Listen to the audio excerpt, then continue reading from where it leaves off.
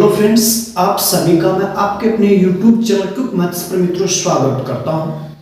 तो दोस्तों आज अपन बात करेंगे एसएससी जीडी के की जो कट ऑफ जाने वाली है उसके बारे में। और दोस्तों मैं इसी वीडियो में आपके सामने सब चीजें नजर आ रही दोस्तों, कट ऑफ के साथ साथ आपको फाइनल मेरिट क्या रह सकती है वो भी दोस्तों मैं बताने वाला हूं। तो दोस्तों आप हर चीज का एक शानदार वे में विश्लेषण के साथ हर चीज जानना चाहते हैं तो दोस्तों आज अभी आप अपने चैनल के साथ अभी जुड़ जाइए।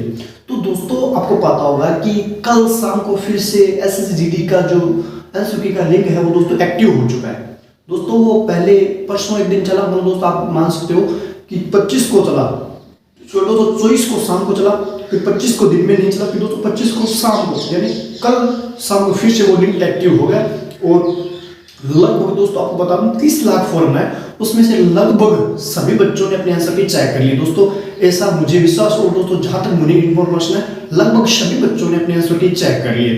तो दोस्तों जो मेरे पास आंकड़े आ रहे हैं उन्हीं तथ्यों को आधार बनाकर मैं आपको बता रहा हूं कि एसएससीजीडी की आंसर की क्या आ जाएगी। इससे पहले दोस्तों बता दूं, अगर आप पिछली आंसर की एसएसजीडी की पिछली मेरिट को देखिए दोस्तों 1% ही नहीं रही, क्योंकि दोस्तों लास्ट टाइम आपको पता होगा कोई नेगेटिव मार्किंग नहीं थी।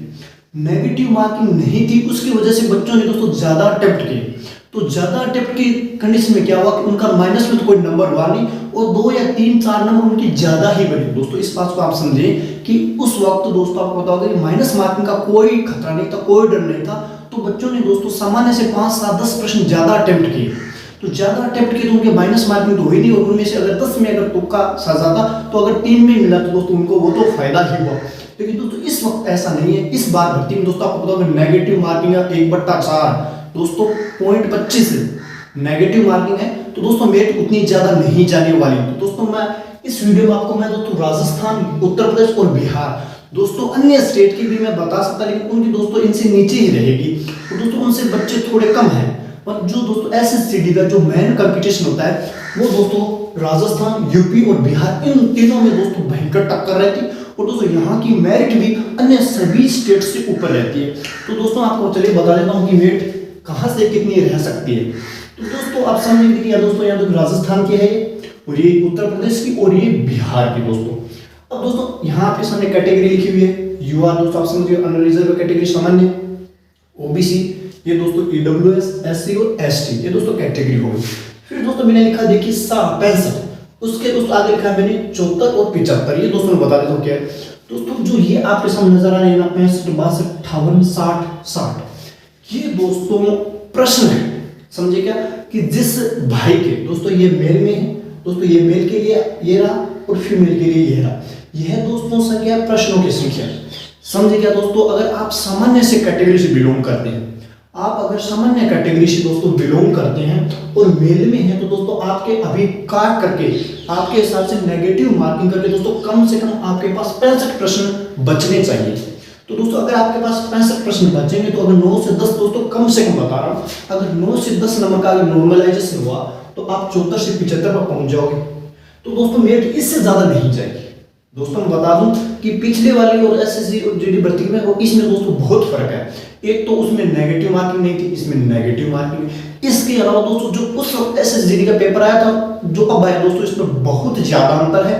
दोस्तों आपको पता है कि एसएसजीडी ने जीके इतना टफ डाला कि 10 प्रश्न या जितने बहुत अच्छी तैयारी करी हो दोस्तों 15 प्रश्न तक कर सकता है। 15 से ज्यादा दोस्तों एसएसजीडी में आप जैसे ही करोगे आपके दोस्तों गारंटी के साथ गलत निकलेंगे। तो दोस्तों जीके के अंदर दोस्तों भयंकर टफ था दोस्तों। तो इसका दोस्तों आप समझ रहे हो कि पिछले वाले में जो जीके इजी था तभी दोस्तों 91 मेरिट गई। आपको पता है राजस्थान की एसएसएफ और सीएसएफ वगैरह की 90 प्लस गई।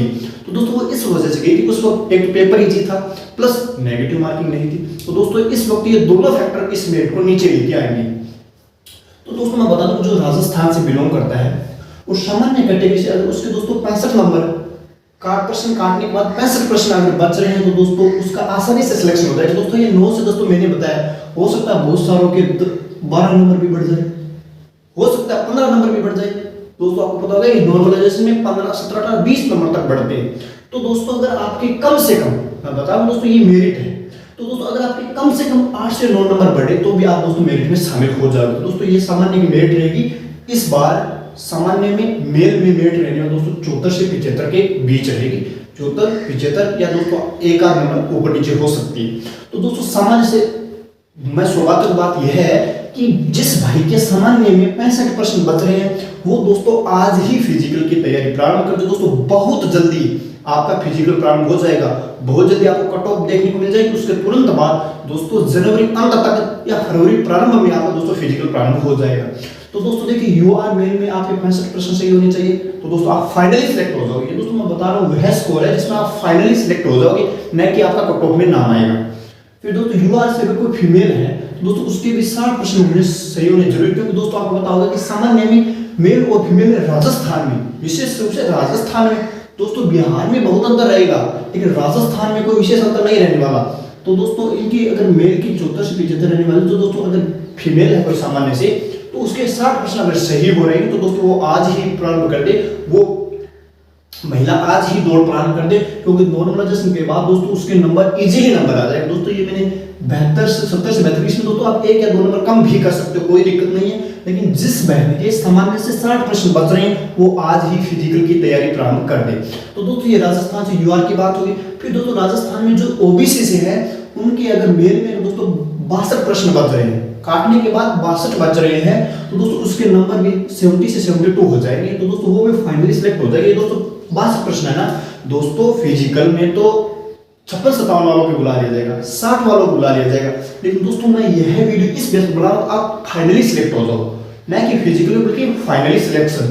तो दोस्तों जिसके 62 है उसके 70 से 72 नंबर हो जाए दोस्तों उसके भी फाइनल सिलेक्शन हो जाएगा, वो भी अपने दौड़ प्रारंभ। तो अब जो ओबीसी से जो फीमेल है उसके दोस्तों 60% अगर सही हो रहे हैं तो उसके नंबर दोस्तों 8 से 10 नंबर तो बढ़ने वाले हैं। तो दोस्तों तो देख सकते हो आप, अगर 56% दोस्तों सॉरी ईडब्ल्यूएस माने तो ये देखिए ओबीसी में अगर आपके 60% बच रहे हैं ओबीसी से किसी महिला के, दोस्तों नॉर्मलाइजेशन में वह भी 68 से 70 नंबर आराम से हो जाए और दोस्तों फाइनली वो 68 से 70 नंबर में सिलेक्ट हो जाएगी। ये दोस्तों ओबीसी के लिए। फिर ईडब्ल्यूएस में किसी मेल के दोस्तों अगर 58% बच रहे हैं, काटने के बाद 58 बच रहे हैं, तो दोस्तों उसके देखिए 68 से 70 नंबर आसानी से हो जाएगी। और दोस्तों ओबीसी और ईडब्ल्यूएस में ज्यादा मेरिट में विशेष फर्क नहीं रहेगा। तो दोस्तों मैंने बता दिया कि अगर ओबीसी 70 से बेहतर जाने की संभावना है तो ईडब्ल्यूएस 68 से 70 के बीच रहेगी। फिर दोस्तों फीमेल जो ईडब्ल्यूएस से फीमेल है तो दोस्तों उसके अगर 56% सही हुए तो वो दोस्तों फाइनली उसके 66 से 66 से 68 नंबर हो जाएंगे और दोस्तों फाइनली वह सिलेक्ट हो जाएंगे। ठीक है दोस्तों। फिर बात करूं एससी की, तो दोस्तों ईडब्ल्यूएस आप देखें। फिर एससी में अगर किसी बार दोस्तों आपको बता दूं कि ओबीसी और एससी एसटी में बहुत ज्यादा अंतर नहीं रहता। फिर से बता दूं तो 1 या 2 ही नंबर का अंतर रहता है। तो ऐसा नहीं है कि अगर ओबीसी में 62 चाहिए तो उनको 40 चाहिए, ऐसा कोई सीन नहीं है दोस्तों। अगर आप एससी से बिलोंग करते हैं दोस्तों आपका अगर 60% मेल में अगर 60% सही है तो उसके दोस्तों 67 से 69 नंबर हो जाएंगे, वो फाइनली सिलेक्शन हो जाएगा। तो एससी के लिए 60% सही होने बेहद जरूरी है फाइनली सिलेक्शन के लिए। दोस्तों फिर से बता दूं फिजिकल में हो सकता है इसमें 57-58 वालों का नंबर आ जाए, लेकिन दोस्तों मैं फाइनली बता रहा हूं कि 60 नंबर उसका फाइनली सिलेक्शन हो जाएगा। अगर दोस्तों इससे आपके कम नंबर बन रहे हैं तो दोस्तों आप इसकी फिजिकल की तैयारी प्रारंभ करके अन्य तैयारी में साथ में लग जाएंगे। दोस्तों इससे कम प्रश्न अगर आपके बच रहे हैं तो दोस्तों आप फिजिकल प्रारंभ कर दीजिए, लेकिन आप अन्य भर्तियों की तैयारी दोस्तों रेगुलर रखें, क्योंकि दोस्तों हो सकता है फाइनल नंबर में 1 या 2 नंबर आपके कम पड़ जाए। तो दोस्तों बता रहा हूं कि इससे अगर कम बच रहे हैं तो दोस्तों आप ये अगर इसमें नंबर आते दोस्तों बहुत अच्छी बात, अदरवाइज आपका वक्त खराब नहीं होगा और आप अन्य में तैयारी में लगे रहो। तो इसमें नहीं तो किसी अन्य भर्ती में आपका नंबर आ जाएगा। फिर दोस्तों अगर एससी से कोई फीमेल है तो उसके अगर 53 प्रश्न बच रहे हैं तो वो दोस्तों 62 से 63 पर आसानी से पहुंच जाएगी और दोस्तों इस स्कोर पर उनका फाइनली सिलेक्शन हो जाएगा, फाइनली हो जाएगा। फिर दोस्तों एसटी से अगर किसी मेल के 60% बच रहे हैं तो वो आज ही दौड़ के प्रारंभ कर दे, दौड़ की तैयारी प्रारंभ कर दे। उसके दोस्तों ये देखिए दोस्तों एससी एसटी और ओबीसी में कोई विशेष फर्क नहीं रहेगा। दोस्तों अगर कोई फीमेल में है तो उसके अगर एसटी से फीमेल है उसके 53% बच रहे तो उनके भी नॉर्मलाइजेशन के बाद 62 से 63 नंबर हो जाएंगे और दोस्तों वो फाइनल सिलेक्शन ले लेगी। तो दोस्तों ये था राजस्थान का आंकड़ा, ये मेल का ये फीमेल का। अब दोस्तों बात होता है उत्तर प्रदेश की।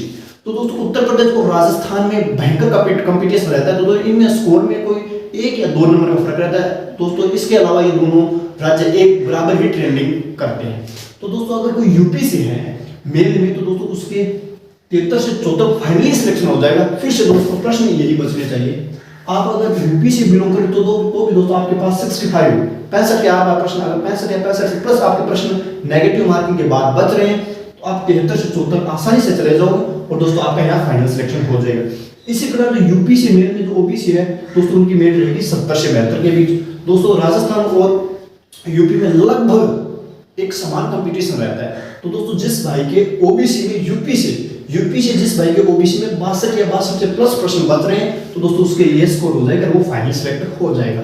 तो दोस्तों मेल की जनरल से रहेगी 73 से 74 और ओबीसी दोस्तों 70 से 72। और दोस्तों जो ईडब्ल्यूएस से यूपी से हैं उनके लिए मेरिट रहेगी दोस्तों 67 से 69। ये दोस्तों फाइनल मेरिट है। दोस्तों आप देखना चाहोगे कितने प्रश्न सही हो, तो दोस्तों आप देख सकते हो अगर आपके ईडब्ल्यूएस में 58 या 58 से प्लस प्रश्न सही है तो आपके यह स्कोर हो जाएगा और दोस्तों आप फाइनल सिलेक्ट हो जाओगे। फिर दोस्तों मैं मेरिट की यूपी से बात करूं एससी में, तो दोस्तों एससी की मेरिट क्या रहने वाली है 67 से 69। दोस्तों ये फाइनल मेरिट और नॉर्मलाइजेशन के बाद तो आपके कितने प्रश्न सही होने चाहिए यूपी में एससी से, तो दोस्तों आपके 60 प्रश्न कम से कम सही होने चाहिए। फिर दोस्तों एसटी की बात करूं तो अगर आप यूपी से हैं मेल में तो दोस्तों आपके एसटी के अंदर कम से कम 60 प्रश्न बचने चाहिए। अगर आपके पास 60 प्रश्न बच जाएंगे तो आपका स्कोर क्या हो जाएगा दोस्तों 68 से 70 और आप फाइनली सिलेक्ट हो जाओगे। दोस्तों आप समझ गए होंगे कि यह है यूपी से मेल की फाइनल कट ऑफ है। फिर दोस्तों फीमेल की बात करूं तो दोस्तों आपको बताओ राजस्थान और यूपी की फीमेल है ना, वो भी मेल से 1 या 2 3 इतना ही नंबर का मेरिट में भयंकर टक्कर रहती है कि पुरुषों के बराबर स्कोर करे दोस्तों बहुत सारी महिलाएं। तो दोस्तों आप अगर यूपी से जो बहन जो फीमेल जो महिला यूपी से है उसके अगर दोस्तों गुणोत्तर से 71 नंबर, इसका दोस्तों अगर उसके 59 या 60 प्रश्न काट करके 59 या 60 प्रश्न बच रहे हैं तो उसके गुणोत्तर से 71 स्कोर हो जाए, वो फाइनल सिलेक्ट हो जाए यूपी फीमेल। दोस्तों देख सकते हो राजस्थान और यूपी फीमेल में कोई विशेष अंतर है नहीं, दोनों का स्कोर उच्च रहता है। दोस्तों यहाँ की यूपी राजस्थान की लड़कियां शानदार तरीके से कंपटीशन में भाग ले रही है और शानदार स्कोर करके अन्य स्टेट की तुलना में राजस्थान और यूपी बिहार, दोस्तों बिहार में फिर भी कुछ महिलाएं कम पड़ी हुई है लेकिन यूपी और राजस्थान में महिलाएं पुरुषों के बराबर स्कोर करके इस मेरिट को भी बराबर के आसपास लेके आ गई है। फिर दोस्तों अगर यूपी से एक फीमेल है तो ओबीसी के लिए स्कोर आपका होना चाहिए 67 से 69 के बीच। फिर दोस्तों फिर से वही बता दूं, अगर आप देखना चाहते हो कि फीमेल में यूपी से कितने प्रश्न, महिला के कितने प्रश्न होने चाहिए तो उसके अगर 60 प्रश्न हुए फीमेल के तो उसका स्कोर 69 से 71 हो जाएगा। ओबीसी में दोस्तों यह प्रश्न पड़े 67 से 69 स्कोर हो जाएगा। इसी प्रकार अगर कोई यूपी से ईडब्ल्यूएस में कोई महिला है तो दोस्तों ये देखिए ओबीसी और दोस्तों ईडब्ल्यूएस में कोई विशेष प्रक्रिया नहीं। और एससी एसटी का दोस्तों आपको फिर से बता दूं, और एससी की बात है दोस्तों, एससी की यहाँ पर मेरिट रहने वाली है 63 से 64। दोस्तों एससी एसटी यहाँ पर थोड़ी नीचे रहती है, पुरुषों में ज्यादा फर्क नहीं होता दोस्तों, फिर बता दूं मेल में ज्यादा फर्क नहीं मिलता लेकिन महिलाओं में थोड़ा फर्क पड़ता है, वो भी एससी एसटी में, न कि यूआर में ओबीसी इनमें दोस्तों दोनों में विशेष फर्क नहीं होता। लेकिन एससी की दोस्तों यहाँ महिला पर मेरिट रहने वाला 63 से 64। और जो एसटी महिला है जो यूपी से है उसके अगर दोस्तों 63 से 65 नंबर है तो इसका फाइनली सिलेक्शन हो जाएगा, फाइनल सेक्शन है।